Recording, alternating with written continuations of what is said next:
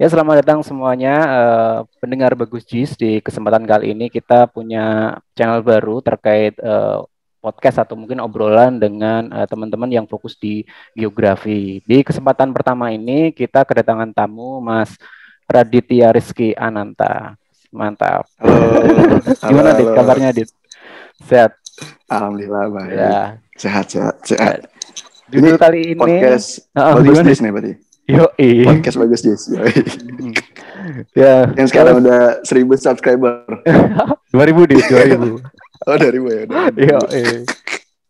Oke, mungkin sedikit Ya udah. pengenalan. Saya adminnya Bagus Gis. Terus ini tamu kita Mas Aditya Rizky. Ini alumni oceanografi. Alumni ilmu kelautan ya. Kelautan, kelautan. Universitas Diponegoro. Kelautan. Dulu sempat magang di Lapan. Jadi di kesempatan kali ini kita Apa? akan tanya-tanya lah gimana pengalaman magang di Lapan dan dulu tuh belajar apa aja. Kalau nggak salah ini ya, material padatan tersuspensi. Ya, betul. Ya. MPT. Ya, mungkin langsung aja, Dit. Mas Radit, cerita mengenai magang di Lapan. Itu wajib, Dit, Siap. magang di Lapan itu? Atau keinginan Dulu sendiri? ceritanya ini sih. Jadi emang apa kan kalau PKL dulu kan di Undip kan wajib. Jadi harus, Mas. Jadi kalau nggak ngambil berarti kita nggak bisa ke step selanjutnya. Yep. Misal mau ke skripsi tuh nggak bisa kayak gitu-gitu. Nah ini cerita lucu sih jadinya. Dulu kenapa ngambil di 8 juga terus fokus di JS juga karena kayak seru aja gitu kan. Kalau yang praktikum lain kan kayak ke lapangan, kayak nge-lab gitu-gitu. Nah, yang kalau di JS nih kayak cuman butuh laptop terus visualisasi itu enak gitu ya. Kayak dengar laptop orang IT banget ya, orang IT banget. Terus akhirnya berjalannya waktu terus suka lah. Akhirnya pas ada sesi magang nih, wah bingung juga nih mau magang di mana kan. Masa magang gitu-gitu doang kan. Akhirnya gitu carilah apa ya. Temu 8 yang bidang JS-nya. Pas berapa di situ ya minggu di sana? itu berapa bulan? Sebulan sih, jadi Satu bulan. Satu bulan. Sebenarnya kalau dari Undip sendiri kan minimal itu 2 minggu kalau untuk PKL. Nah terus kalau di Lapan sendiri ada yang sebulan, ada yang 2 bulan. Jadi tergantung mahasiswanya sendiri sih. Nah kebetulan mahasiswa Undip yang bareng-bareng aku tuh ya ngambilnya pas ini Mas, pas liburan. Jadi jadi nggak terhalang waktu kuliah gitu. Waktunya pas. Gitu. Waktunya pas, betul. Kalau di sana ada ini nggak sih penginapan gitu atau harus kos sendiri atau gimana? Nah kalau yang kemarin itu, jadi kalau yang PKL di Lapan itu nggak di dulu waktu cerita dulu sih katanya ada Mas. Jadi disediain jadi orang-orang dari luar daerah yang di non Jabodetabek ya. Itu bisa sewa kayak penginapan juga di situ daerah situ. Nah tapi yang kemarin yang mungkin pas angkatanku itu udah nggak bisa Mas. Jadi kayak kita mandiri aja sendiri. Kalau yang mau ngekos berarti ya cari-cari daerah situ. Tapi kalau yang nggak ngekos berarti ya pulang pergi gitu. Yep. Gitu. Jadi sistem ininya magangnya gimana? Kan itu kan belajar ya mengenai suatu topik gitu ya. Nah itu topiknya kita bawa sendiri, masukin proposal atau mereka menyiapkan satu modul belajar seperti itu di Lapannya dulu itu seperti apa? Oke. Jadi kalau sistemnya sih mungkin hampir sama ya kayak kita mengajukan apply magang di setiap universitas. Jadi yang pertama itu mungkin kita harus siapin proposal dulu. Jadi proposal kita mau ngerjain apa di sana. Misalkan kalau yang 8 misalnya bisa mangrove, bisa garis pantai dan segala macam. Intinya kita terkait ini ya, buat proposal. Intinya terkait remote sensing sama SIG ya. Remote sensing dan SIG kalau yang di 8. Tapi kalau misalkan instansi-instansi lain ya berarti harus terkait instansi itunya sih. Jadi gitu. Terus ini surat izin dari fakultas. Jadi harus ada surat izin dari fakultas. Itu buat kayak memberikan izin mahasiswa itu harus memberikan izin kepada mahasiswa, kepada instansi itu kalau mahasiswa itu diperbolehkan untuk magang situ gitu. Terus udah pas itu kita coba nge-apply.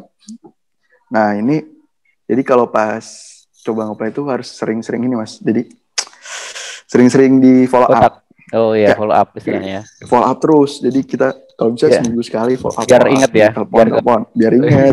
Bener. Kalau enggak nanti kesaing kalau sama enggak yang kita rajin. Kesaing. Bener. Ya, iya, bener, jadi dulu seminggu tuh ada sekali kali follow up. Sampai mungkin admin yang 8 mungkin tahu kali. Ini orang-orang ini terus, ngebet banget kayaknya. Terus nanti dibalas via email gitu atau gimana? Via email. Ya. Jadi nanti via email, misalkan kita diterima, terus kita udah ada surat dari 8-nya, misalkan tanggal segini sampai tanggal segini kita harus PKL, ya udah. Dari situ nanti kita bawa ke 8-nya pas di hari pertama. Nah, kalau yang jadi tuh kemarin pas waktu aku magang itu ini kita kan udah ngajuin judul tuh Mas, yang proposal itu, udah ngajuin judul proposal. Nah kebetulan pas di hari pertama tuh ditawarin. Jadi dulu tuh 8 tuh ada project, jadi kayak one map policy. Satu peta. Nah, itu kayak one map. Satu kebijakan satu peta. Ya, kebijakan satu peta. Jadi kan 8 yang jadi ininya lah ya, source-nya lah. Jadi nah, terus pas kebetulan itu lagi ada project yang one map policy tentang MPT, material padatan tersuspensi. Jadi nggak setiap mahasiswa PK itu sebenarnya ditawarin juga, tapi tergantung mau ikut yang proyekan atau mau ikut yang tetap sama proposalnya. Nah, kebetulan aku ikut yang proyekannya. Sebenarnya karena ini sih biar dibimbing aja, biar kalau ada ujian, ya kalau ada ujian tuh kita ada temennya gitu Mas. Kalau proposal sendirian kita nggak ada temennya. Jadi biar ada temennya aja. Terus akhirnya itulah itu ikut yang MPT itu sih. Jadi ikut project sih jatuhnya, ikut project yang dari 8-nya, terus kita dibimbing setiap harinya. Setiap hari. Berarti ada pagi sampai sore gitu, Dit? Iya, jadi 9 to 5 lah kalau kata anak muda sekarang. Jadi jam 9 sampai jam 5 sore gitu. Kayak orang-orang kantor lah. Oke. Keren ya? Jadi ya begitu sih tapi. Ya. Jadi programnya kan ikut project yang pengolahan MPT ya, atau mungkin material padatan tersuspensi. Material padatan tersuspensi. Mungkin cerita itu, Dit. Gimana dulu? Oke. Olahnya mungkin ya. Apakah citra apa? Olahnya mungkin ya. Jadi pas mungkin di awal-awal tuh kita itu kan jadi kita udah kesepakatan berarti udah ngikutin yang project ini, berarti ya udah kita berarti nunggu arahan dari si 8-nya, dari pembimbing 8-nya. Terus udah pas pertama-tama kita pada download citra itu disesuaikan, misalkan kemarin aku dapat yang bagian Jawa Barat, terus Kalimantan, pokoknya disesuaikan lah setiap anaknya. Udah pokoknya itu seminggu pertama tuh kita cuman ini Mas, belajar download citra doang. Iya, download data, download citra Landsat 8 kan dulu kan. Ada yang sampai hampir segiga kan gitu satu citra. Iya sampai full gitu kan. Jadi ya itu dulu ya kita bermodalkan dengan laptop, udah kita cuman download citranya.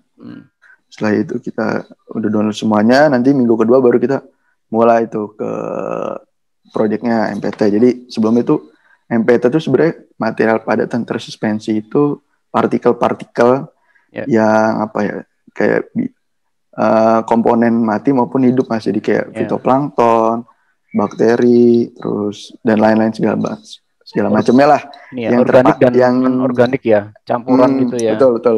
Campuran organik dan non-organik yang tersuspend di sedimen. Dan itu jadi bisa dilihat menggunakan citra satelit. Bisa dilihat. Jadi nanti dari warna itu bisa kelihatan, misalkan band komposit bandnya nanti kita sesuaikan, terus nanti ada nilai-nilai itu sendiri gitu. Jadi mungkin awalnya gitu Mas, mungkin yang step pertama itu kita harus download dulu, download Citra, misalkan daerah Jawa Barat, itu kita harus download daerah Jawa Barat. Terus dulu tuh kayaknya ada ini deh, ada kode-kodenya gitu Mas. Jadi kayak daerah Jawa Barat tuh kodenya berapa gitu kan kalau di USGS. Nah, Patro gitu-gitu. Mungkin teman-teman bagus JS mungkin udah paham semua. Jadi ya kalau di Lancet kan gitu ada lokasi-lokasinya di mana Jawa Barat, nanti petnya berapa, row-nya berapa itu. Nah, banyak sekali di website itunya. Lokasi-lokasi sama kode-kodenya gitu kan.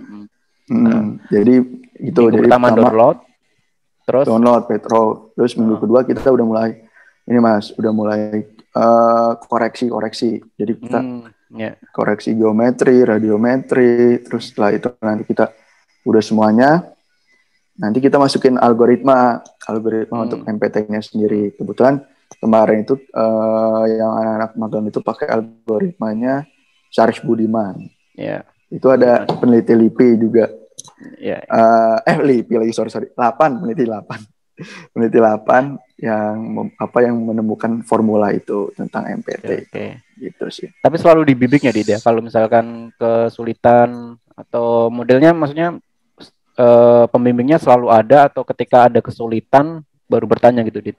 Biasanya gimana kalau belajar di sana? Biasanya itu sehari itu pasti kita jadi dikumpulin di satu ruangan gede gitu Mas, kayak ruangan apa ya, istilahnya kayak satu ruangan lah gitu ya. Ruangan lab komputer gede lah. Kalau kita yang sering-sering kalau di SMA mungkin lab komputer, lab bahasa gitu-gitu. Satu ruangan, jadi kita ada meja-meja sendiri. Nah, setiap hari itu si pembimbingnya itu pasti ada, tapi hanya sekali Mas. Misalkan jam 1 sampai jam 3 gitu, atau jam 10 sampai jam 12. Nah, sisanya kalau misalkan kita masih kebingungan, nah kita yang inisiatif sendiri ke ruangannya gitu. Iya. Tapi kalau untuk dibimbing sih dari kita mulai awal sampai yang mungkin ada dulu anak PKL atau magang yang benar-benar nggak bisa Mas. Mungkin istilahnya baru belajar banget lah tentang JAS, yang benar-benar di kuliahnya mungkin belum ada JAS, itu benar-benar dibimbing dari awal. Iya. Berarti orang yang ibaratnya dari nol belum tahu terkait GIS atau remote sensing itu rekomen ya belajar di lapangan. Bener, rekomen banget. Tapi zaman dulu belum online ya. Sekarang kan kayaknya sekarang mungkin online ya. Online. Kesulitannya di situ mungkin ya. Mungkin kesulitannya di situ. Kalau dulu kan kita ketemu langsung ya, jadi lebih kalau penyampaiannya mungkin bisa lebih masuk ya ke anak-anak magangnya. Terus jadi intensitasnya komunikasi juga lebih enak juga sih. Dan dari berbagai universitas atau waktu di situ ketemu banyak orang nggak? Ya, jadi kebetulan kampus lain gitu. Kebetulan itu kemarin itu nggak cuman Undip doang ya, jadi ada beberapa universitas, ada dari UB, dari Unsri, Sriwijaya, Unpad gitu-gitu. Jadi kita saling tukar ini juga Mas, tukar informasi, saling bantu. Dan yang di ruangan itu tuh pun nggak semuanya ngambil project ini. Jadi ada yang misalkan ada yang coastal line, garis pantai, terus mangrove juga ada, karang juga ada gitu-gitu. Jadi kita kayak ada sharing-sharingnya gitu juga sih. Dan setiap ini Mas, setiap Jumat ini kita harus masuk Jumat. Karena Jumat ini kita ada olahraga pagi. Ada senamnya, ada senam, terus ada makanan pagi. Teman-teman magang juga ikut pas senam pagi Jumat. Iya. Kumpul bareng sama ada kumpul bareng, sharing-sharing gitu. Gitu. Jadi sangat-sangat seru lah ya. Terus mungkin lanjut lagi deh, tadi udah selesai apa belum? Tak potong-potong terkait cara pengolahan tadi, habis download data kan koreksi ya, koreksi radiometri, geometri, terus sampai ke algoritma kalau nggak salah tadi ya. Betul. Ya jadi kita kan ngumpulin data itu dari citra-citranya itu kan. Setelah kita udah download semuanya, terus nanti setelah itu kita koreksi radiometri, terus geometri yang awan gitu. Kemudian abis itu kita baru crop. Jadi kan kalau citra lensa itu kan gede ya Mas. Jadi misalkan kita kalau petronya segini pasti sejauh tengah sangat misalkan sejauh barat, sejauh tengah. Iya. Nah, kebetulan kita cuma daerah misalkan Pangandaran doang. Nah itu kita crop, jadi crop sendiri. Dipilih Setelah itu areanya kalau ya. kita betul. Setelah itu kita kalau sudah kita crop, baru kita ngolah MPT-nya. Nah ngolah MPT itu dari itu tadi Mas, dari yang algoritma itu Syarif Budiman. Oh iya. Jadi algoritma itu, nah fungsi dari algoritma itu nanti kita bisa diketahui nilainya dari si MPT itu. Kira-kira tuh si perairan itu MPT berapa dan kira-kira masih dikatakan bagus atau tidak. Itu kan kalau yang dikatakan bagus itu kalau nggak salah itu 0 sampai 80 miligram per liter nggak salah. Jadi masih dikatakan bagus perairannya gitu. Setelah itu udah baru kita di apa namanya, di layout dan segala macam, baru udah. Yap. Sip. Mantap, Dit. Layoutnya sama ya, kayak pakai software-softwarenya ArcGIS Betul, gitu ya. Layoutnya sih hampir sama sih mungkin. Ya sesuai kebutuhan sih, standar. Terus kayak dikelaskan juga ya, kelaskan nilai MPT-nya berapa, dibuat kelas-kelasnya. Betul. Nanti gradasi warna ya, kelihatan sebaran sama nilai-nilainya seperti itu ya. Betul. Jadi nanti ada nilainya, misalkan warna ini, misalkan warna merah ya, warna merah berkisar nilainya berapa sampai berapa, dan berbagai warna gradasi warnanya lah. Dan kalau kita udah tahu warna itu, mungkin secara visual dan kita menyampaikan itu ke orang-orang tuh akan lebih menarik sih Mas ya jatuhnya ya. Nggak hanya nilai saja yang dikeluarkan, tapi secara visual gambar itu bisa tersampaikan sih. Karena visual, kalau nggak salah ya, visual peta itu kan kalau MPT dia kan sebenarnya dari semuanya kan kelihatan.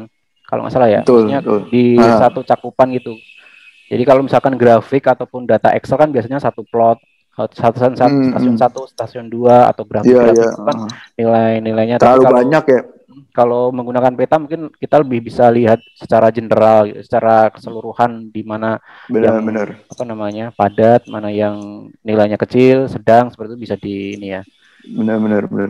Bisa diketahui sih. Dan kita tuh kalau ngelihat gambar ya, mungkin semua orang ya kayak lebih seneng gitu ya Mas ya, kayak nggak hanya angka, terus grafik tuh kayak kelihatannya boring gitu ya. Kalau kita ngelihat visual peta tuh kayak, oh ternyata tuh di daerah ini bisa seperti ini gitu kan. Lebih seru ya kayak kelihatannya. Oke, Radit, mungkin itu aja, Dit. Saya pengen ngobrol-ngobrol terkait itu. Siap. Dan terbatas waktu juga. Ada mungkin yang kata-kata yang pengen disampaikan sebelum kita tutup? Apa ya? Terkait magang atau materinya gitu. Sebelumnya terima kasih sudah diundang di podcast Bagus Jis. Apa Mas namanya ini Mas? Belum ketemu, Dit. Podcast mungkin ya. Belum ketemu. Podcast geografi. Kemungkinan podcast sih. Geografi. Karena yang pertama saya juga ucapkan terima kasih banyak pada Mas Radit. Ini teman saya di Semat dulu. Ya, di kelas saya. Terima kasih udah mau mampir di sini. Nanti kalau ada teman-teman bertanya bisa langsung ke Mas Radit atau di komentar. Nanti boleh di ini nggak cantumkan IG? Boleh. Email IG gitu ya. Boleh. Email boleh. Bisa kontak-kontakan kalau misalkan ada yang teman-teman skripsian terkait material padatan tersuspensi seperti itu ya. Betul. Dan lain sebagainya seperti itu. Betul banget. Terima kasih Mas Radit. Thank you. Oke. Terima kasih juga buat para pendengar podcast Bagus Jis. Yo.